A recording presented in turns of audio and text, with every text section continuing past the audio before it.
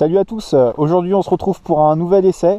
Là c'est un petit frelon asiatique, une Honda Hornet 600. Alors là c'est le modèle 2009. Donc pour moi c'est pas les modèles les plus, on va dire, les plus réussis. Pour moi les plus beaux modèles de Hornet c'est le modèle, soit le premier modèle de 98, soit celui qu'ils ont fait juste après, le modèle 2006, où là ils avaient vraiment une bonne gueule bien acérée qui était sympa. Bon là elle est, bon j'aime pas trop mais elle est quand même sympa. Là en plus en couleur or pailleté comme ça, et elle est vraiment jolie. Donc merci à Kevin de me l'avoir prêté. Donc là on est sur une 600, un vrai petit moteur bien vivant là, surtout au régime, mais qui est quand même agréable. Là j'ai fait quelques petits kilomètres, il est super sympa à faire rouler, ça tourne super bien. Donc dessus il est full stock, il a juste le petit lèche-roue en peinture carrosserie. Il a un baie échappement à roues, il est vraiment joli, avec derrière le décatalyseur, parce que mine de rien un 600 catalysé, bon c'est pas non plus la grosse folie, mais là en décatalysé, ouais, ça gueule pas mal, hein. Malgré qu'il soit chicané, ça gueule pas mal. Donc dessus, comme je disais, moteur 600 cm3, hein, une très bonne base de moteur pour apprendre à conduire, on va dire. Après on est sur une fourche Showa inversée. Bon alors il n'y a pas de réglage hein, dessus, c'est imitation là en haut, le haut des fourreaux, et il n'y a pas de réglage possible. Mais bon, elle fait bien son boulot, hein, elle tombe pas trop, on va dire que c'est souple, mais c'est quand même assez, on va dire qu'il y a une bonne rigueur au niveau du train avant. Après les étriers, bon bah c'est du piston, du double piston classique. On va dire que j'avais exactement les mêmes sur mon CB750, donc qui était de 96. Là la moto elle est de 2009, bah c'est toujours les mêmes, hein. Ça n'a pas bougé, ça n'a pas changé. Après bon, la face avant, c'est le truc que je suis moins fan. C'est-à-dire le phare, là en plus il a un petit saut de vent, donc du coup on voit pas trop la démarcation entre le feu et le compteur. Mais si on n'a pas ça là, ce petit élément en plastique là, ça fait vraiment mauvais genre. C'est pas très bon goût.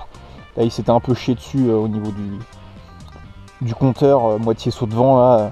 Le feu est sympa, mais ouais, le compteur était pas tip top quoi.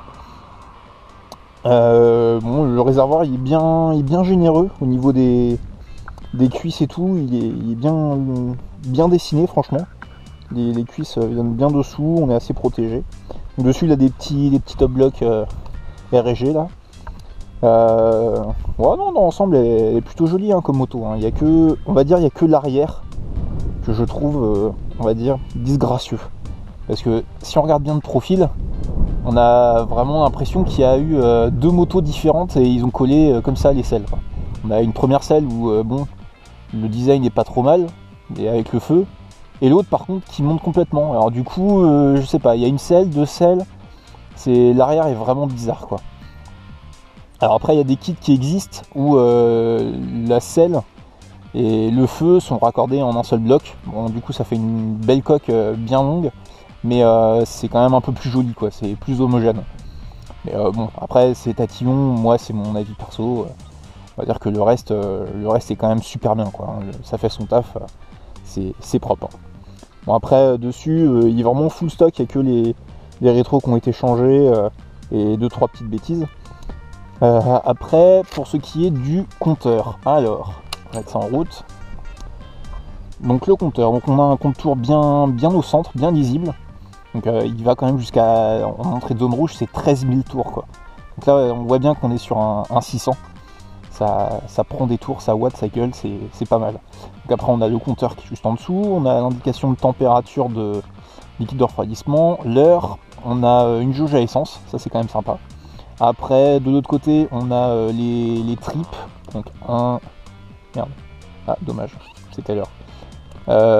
Donc dessus on a les tripes sur le côté on a les tripes, on a le trip total, et puis c'est tout, hein. Après le reste on a le reste des voyants. C'est-à-dire que c'est juste ce qu'il faut pour une moto, on va dire basique quoi. Mais elle fait quand même super bien son taf. Le peu de kilomètres que j'ai fait, on est super bien en jambes, c'est vraiment nickel. Et puis le son du haro est sympa aussi.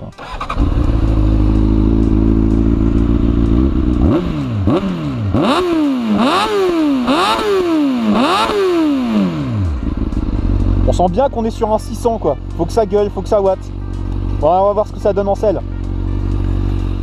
Alors, une fois en selle, bon, on a un guidon, le guidon d'origine.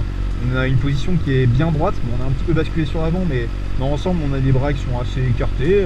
Non, la position est correcte, hein, franchement. Il y a une bonne tenue. On peut enquiller des bornes sans avoir mal au bout d'un moment. Allez, on va voir ce que ça donne sur la route. On a un moteur qui est très souple. Hein. Pour un 600, franchement, il décolle bas dans les tours. C'est super intéressant. Bon, par contre, il est intéressant dans les bas régimes, mais on sent que c'est creux, quoi. On sent que bon, accélérer, machin, ça va mettre du temps à monter. Mais on a une bonne position, quoi. On est bien assis. La selle est un peu glissante, je trouve. Le haut, si on se met en haut, on tombe assez rapidement si on fait les freinages. Le réservoir, bon bah, ce que je disais, hein, les cuisses passent quand même super bien. On est bien caché derrière le radiateur et tout ça. C'est assez agréable. Et puis on a une commande de gaz qui est assez douce, mais je pense que le fait qu'il n'y ait plus de catalyseur dessus et qu'il y ait le pot, on a un peu des à-coups. Sur un régime constant là, bon, on sent que ça veut monter, ça crépite un peu derrière. Par contre, dès qu'on ouvre un peu plus les gaz,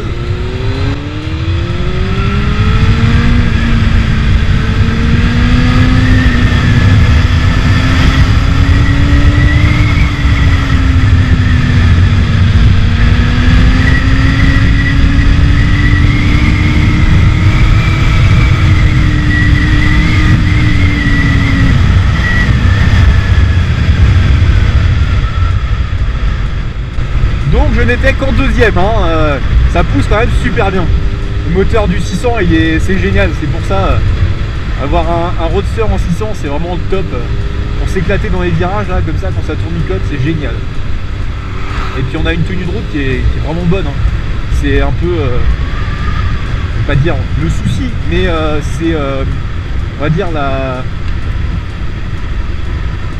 on va dire que génétiquement, les Honda, tu te mets dessus, tu fais 10-20 bornes et tu as l'impression que la moto tu l'as conduite depuis des années quoi.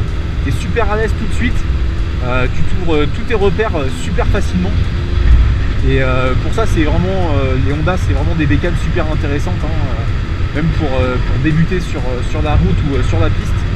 Il y a vraiment rien de mieux hein. Le cadre il est super sain, le moteur il n'est pas super caractériel, c'est à dire que du début jusqu'à la fin on n'a pas l'impression qu'on a eu un coup de pied au cul ou quoi que ce soit. Et pour ça, c'est vraiment top. Honnêtement, là-dessus, Honda, moi qui ai eu plusieurs Honda, à chaque fois, tu as l'impression que tu montes dessus, tu te mets en selle, tu fais 10 bornes, tu as l'impression que tu as roulé pendant 10 ans avec. Et, le moteur est quand même souple, hein, parce que là, je suis en 4ème, à 2005, on ouvre la poignée, ça repart tout de suite. Hein. Et puis la sonorité est quand même super sympa.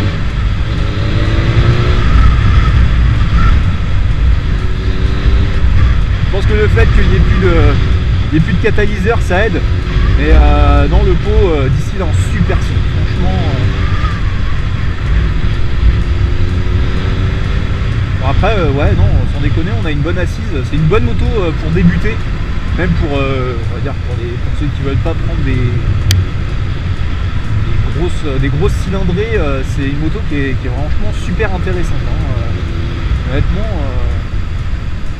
je suis assez bluffé, j'avais des souvenirs des Hornet, des premiers modèles, et là, bon, on est quand même sur quelque chose de sympa. Alors, on va voir ce que ça donne dans l'accélération.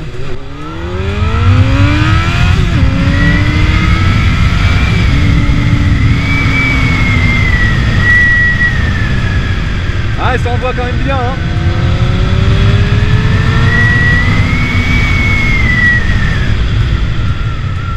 Bon, par contre, le freinage, c'est le souci, c'est encore des durites classiques.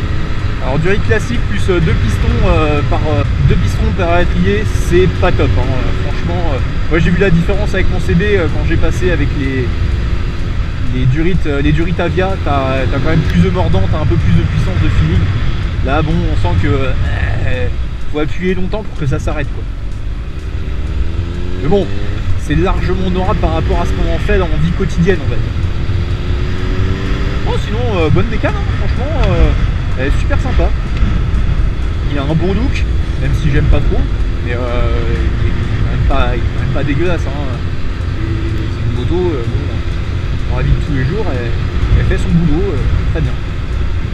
Puis le compteur est quand même super lisible hein. Et puis ça c'est avoir le gros pont de tour en plein milieu comme ça, putain, ça c'est top. Franchement entre des motos où comme on voit là maintenant sur les Z ou les MT que c'est des barres analogiques, des choses dégueulasses, putain il n'y a rien de mieux qu'une aiguille quoi, sans déconner.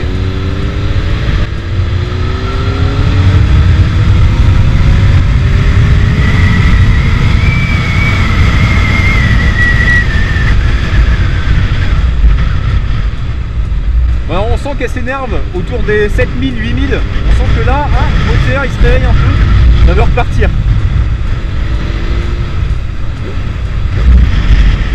Ah mais ce son est génial.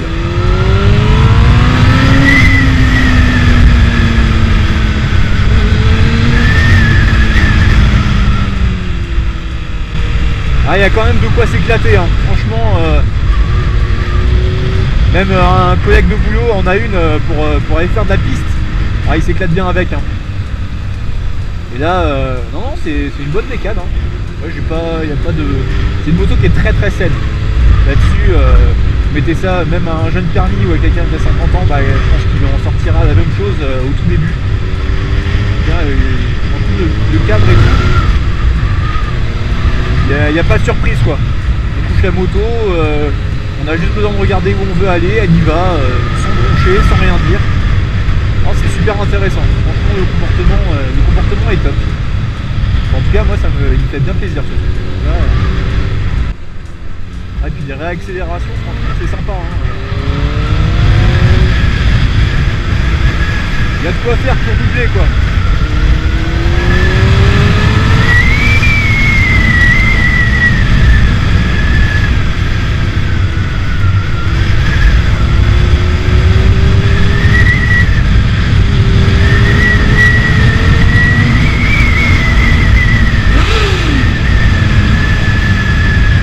Ah c'est ça avec les 600, ça gueule. Pas forcément puissant mais qu'est-ce que ça gueule.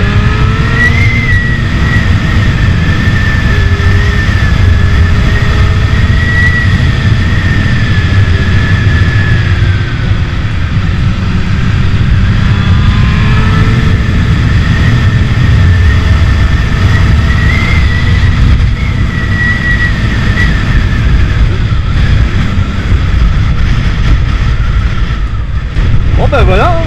Petit essai sympa du Hornet 600, modèle 2009. Ça fait un peu plus de 100 chevaux, donc dommage, vous ne pouvez pas la brider en permis A2. Ça c'est vraiment dommage. Avant c'était une moto qui pouvait, je sais plus si elle était accessible en 34 chevaux, je crois de mémoire. Bon là c'est dommage que ce soit plus accessible en 48 chevaux, ça c'est vraiment dommage. Bon sinon, point positif, bah, on a un super moteur, on a un très bon agrément de conduite. On a un cadre qui est super sain, et du coup une position de conduite qui est vraiment naturelle quoi. Après en point négatif je dirais le look, bon ça c'est très subjectif, objectif. Moi j'aime pas trop, bon après ça reste sympa hein. Mais bon moi j'aime pas trop le look. Il y a des petites choses qui font que c'est pas forcément bien réussi quoi. Et sinon non, en point négatif il n'y en a pas d'autres, hein, mis à part pour moi le look et certaines choses du look on va dire. Le reste est plutôt sympa. Bon, je vous prévois une petite surprise là qui va pas tarder à arriver juste derrière. Je vous en dis pas plus, vous verrez ça. Allez à bientôt, ciao.